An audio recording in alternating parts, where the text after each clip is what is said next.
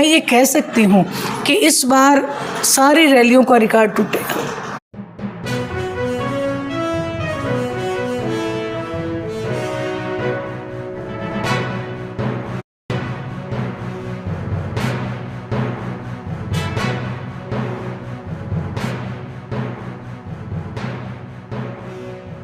दोस्तों नमस्कार, प्रथम गूंज देख रहे हैं। मैं हूं आपका दोस्त हृदय और इस वक्त मुंढाड़ में मौजूद हूं। मेरे साथ फ्रेम में जो आप चेहरा देख रहे हैं, सुनैना चौटाला किसी परिचय की मोहताज नहीं है। आज मुंढाड़ पहुंची थी और काफ़ी भीड़ यहां पे जुटी थी। काफ़ी नई ज्वाइनिंग इनेलो में आज हुई हैं। उनके ही घर बैठे हैं जो आज इनेलो में कांग्रेस छोड़कर आए हैं। बात कर लेते हैं और जो 25 तारीख को लेकर तैयारियाँ हैं उस पर थोड़ी चर्चा कर लेते हैं। सुनैना जी नमस्कार। बहुत बहुत धन्यवाद। राम राम। सबसे पहले तो बताएं, आज आप मुंढाड़ पहुँचे हैं, कैसा आयोजन रहा? देखिए, आदरणीय चौधरी देवीलाल जी का जन्मदिवस हरियाणा प्रदेश के लिए किसी त्यौहार से कम नहीं और हर हरियाणवी इस जन्मदिवस को सम्मान दिवस के रूप में हमेशा मनाता है।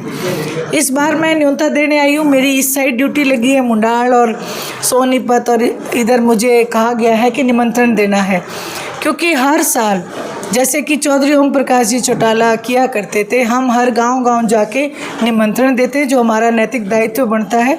इस वक्त हम ना तो कोई नेता बन के जाते हैं, ना ही कोई वोट मांगने के लिए, बल्कि हम अपने परिवार में जाते हैं, क्योंकि हरियाणा प्रदेश के जनक चौधरी देवीलाल जी और हरियाणा प्रदेश हमारा परिवार है।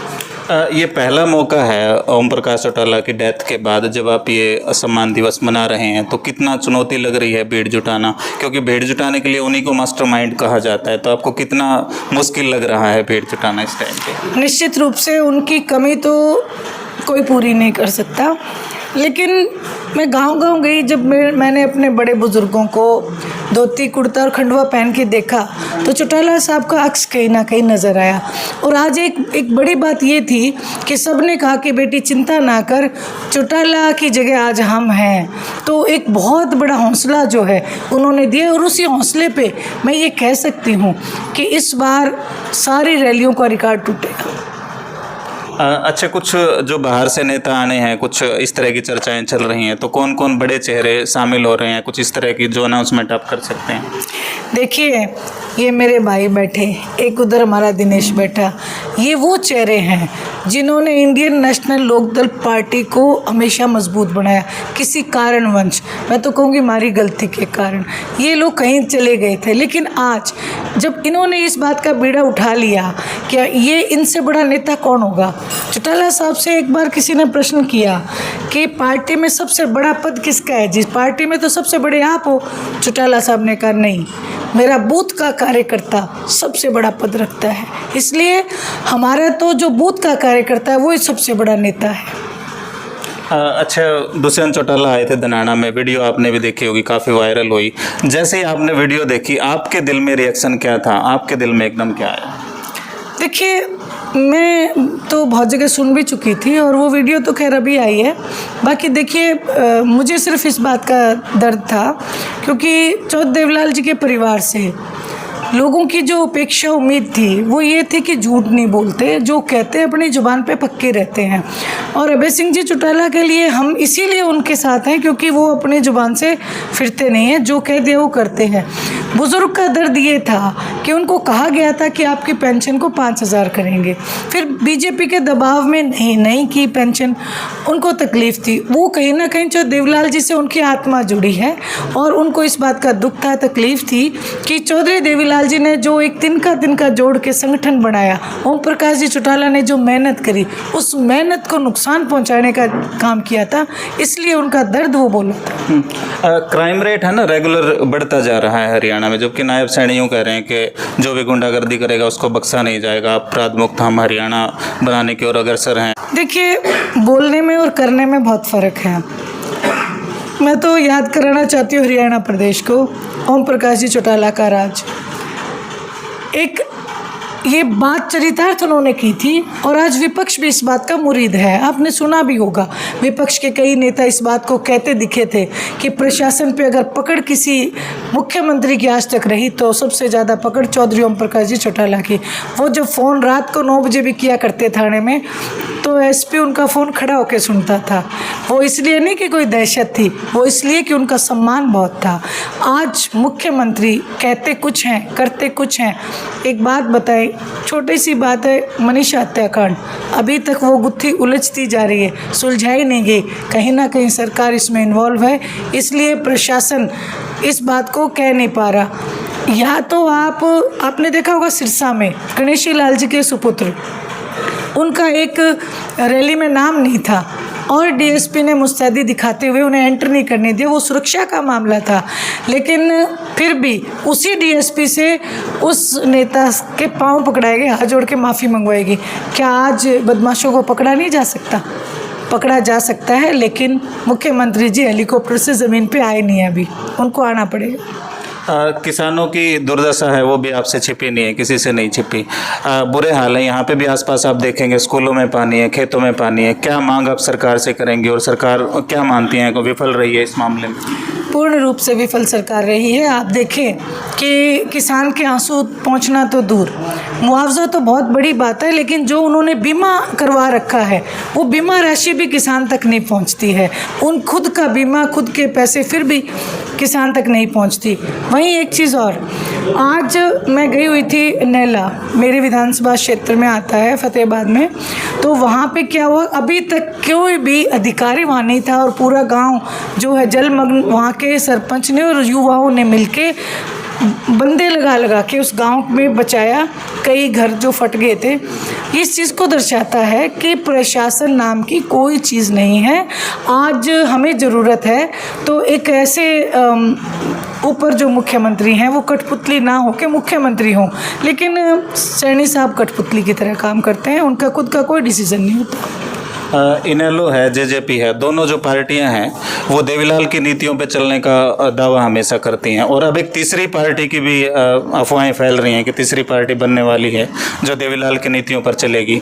रणजीत चौटाला शायद बनाने वाले हैं, इस तरह की चर्चाएं हैं। आप क्या सोचती हैं? देखिए, मैं केवल इंडियन नेशनल लोकदल पार्टी, जिसकी नींव चौधरी देवीलाल जी ने रखी, जो वृक्ष बनाया चौधरी ओम प्रकाश जी चौटाला ने सींचा, आपको एक बात कहना चाहती हूँ, अगर एक वृक्ष की टहनी कट के अलग जाएगी तो आप देखना, और ये चरितार्थ भी हो चुका है जेजेपी पार्टी के लिए, कि सूखती टहनी है, वृक्ष फिर से हरा हो जाता है, वृक्ष पे नए पत्ते आ जाते हैं। और जिन्होंने ये बात कही कि भाई आप कह रहे हो दोनों पार्टियां ही चौधरी देवीलाल जी की नीतियों पे चलती है, चौधरी देवीलाल जी की नीति ये नहीं थी जो लोगों से वायदा करके और फिर उन अपने वायदे से मुकरना। अभय सिंह जी चौटाला ने कहा कि मैं किसान आंदोलन में इस्तीफ़ा दूंगा किसानों के लिए, तो उन्होंने इस्तीफ़ा दिया। कोरोना की महामारी में वो किसानों के साथ खड़े थे। इतना ही नहीं, अपने खेत की 70 एकड़ की फसल, शायद वो कहते नहीं है, गिनवाते नहीं हैं, लेकिन 70 एकड़ की गेहूँ यूं की यूं जो है कोरोना में जो पीड़ित थे उनके लिए दी गई। तो और किसान आंदोलन में सबसे ज़्यादा आप सोचो हॉस्पिटल खुलवाए। आप सोचो एक आदमी अगर किसी को 10 रुपये देना हो तो 10 बार सोचता है। अभय सिंह जी चौटाला एक ऐसे बड़े दिल के नेता हैं जिनके दिल में किसान और कमेरा वर्ग रहता है और वो सच्चे दिल से उनकी सेवा करते हैं। तो नीतियाँ किसके साथ हैं आज हरियाणा प्रदेश अच्छे से समझ चुका है। और दिसंबर में जो चौधरी ओम प्रकाश चौटाला हैं उनकी पुण्यतिथि आती है, उसके बाद जनवरी में उनका जन्मदिन भी शायद आता है, तो उनके जन्म दिवस पे या पुण्यतिथि पे भी कोई खास आयोजन आपकी तरफ से होगा? निश्चित रूप से जी, वो बहुत बड़े कदावर नेता थे, ना केवल हरियाणा बल्कि देश के नेता थे, और निश्चित रूप से उनके दोनों ही तिथियों पे हम उन्हें नतमस्तक होके और बड़ा आयोजन करेंगे। जेजेपी का भविष्य अब क्या मानते हैं? देखिए, भविष्य को निर्धारित करता है, चौटाला साहब कहते थे जनता जनार्दन, और जनार्दन नाम भगवान का है, तो जनता ने उनका भविष्य निर्धारित करना है और जनता इन चुनावों में उनका भविष्य निर्धारित कर चुकी है। मैं भविष्यवक्ता नहीं हूँ, लेकिन मैं मेहनत करके इस बात से दावा कर सकती हूँ कि 2029 में चौधरी अभय सिंह जी चौटाला हरियाणा प्रदेश के मुख्यमंत्री होंगे। देवीलाल की जयंती का न्योता देते आप फिर रहे हैं, तो मैं चाहूँगा एक ऐसा किस्सा, एक यादगार किस्सा जो आपने आज तक शेयर ना किया हो देवीलाल से जुड़ा हुआ। देखिए, चौधरी देवलाल जी के बारे में मैं इतना ही कहूँगी कि उनके इतने किस्से हैं कि आप अगर सुबह से लेकर शाम तक सुनाओ तो रात हो जाएगी। लेकिन एक किस्सा जो है जो मेरे दिल को छुआ, जब मैंने उनकी चौटाला से चंडीगढ़ एक पुस्तक पढ़ी, उसमें एक किस्सा था। एक मुजारा जो था, वो मुजारा खेत में जैसे मुजारे होते हैं, तो चौधरी साहब को जो बड़े दादाजी थे, जो चौधरी देवलाल जी के पिताजी लेखराम जी, उन्होंने कहा कि बंटवारा करके आओ गेहूं का। जब वो खेत में बंटवारा करने के लिए गए तो वो जो मुजारे वहाँ बैठे थे, उन्होंने एक गड़बड़ कर रखी थी। 2 बोरी गेहूं अपनी ठेली में छुपा के और ऊपर तूड़ी डाल रखी थी। और जो मुनीम साथ था चौधरी देवलाल जी के, और जब वो मुनीम बंटवारा करने लगा तो करते करते भी ये मुजारे की उस समय इसने इतना अनाज लिया, ये उधर कट गया। काटते काटते फिर वो मुनीम कहने लगा कि ये इसके ब्याज में कट गया, तो उसके पास केवल 2 ही पीपे जो है गेहूँ बची। चौधरी देवलाल जी ने देखा कि ये तो गलत हो गया। बोले भाई ना ना, ये तो बहुत गलत बात है। मुनीम को कहने लगे, बोले जी बड़े साहब डांटेंगे। बोले भाई कुछ भी हो जाए, मैं बंटवारा करने आया, ये तो गलत बात है। वो मुनीम को कुछ पता था, शक था, तो मुनीम ने जैसे ही वहाँ उस पे डंडी मारी उसकी ठेली में, तो वो 2 बोरी जो गेहूँ है वहाँ दिखी। और वो उनकी आंखें जो है रो रहे थे वो बुज़ुर्ग। और मतलब जो मैंने पढ़ा कि वो धरती जो है गीली हो गई उनके आंसुओं से, वो शर्मिंदा थे। चौधरी देवलाल जी ने कहा कि आपको शर्मिंदा नहीं होना चाहिए, शर्मिंदा हमें होना चाहिए, क्योंकि अनाज उगाने वाले तो आप हो। उन्होंने उसी वक्त वो 2 बोरी और 1 बोरी और गेहूँ रख के और ये कहा कि आप अपने बच्चों के लिए रखना। उस समय उन्होंने इतनी आशीष दी, कहा कि जा चौधरी देवीलाल, आज से तू हरियाणा प्रदेश का राजा बनेगा। और वो हरियाणा प्रदेश के राजा बने।